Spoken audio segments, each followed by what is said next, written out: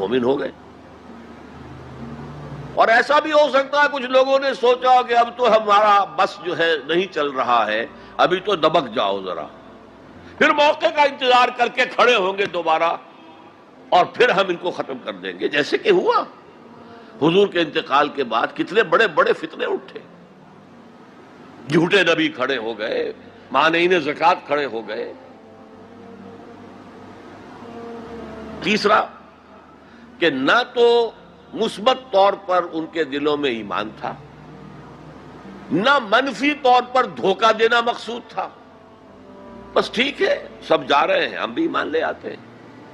ना ईमान ना निफाक। वो पहले जिन्होंने धोखा देने के लिए और टाइम गेन करने के लिए और इसलिए कि अब हमारा बस नहीं चल रहा है, फिर देखेंगे, फिर खड़े होंगे, जो इन्होंने ये किया वो मुनाफिक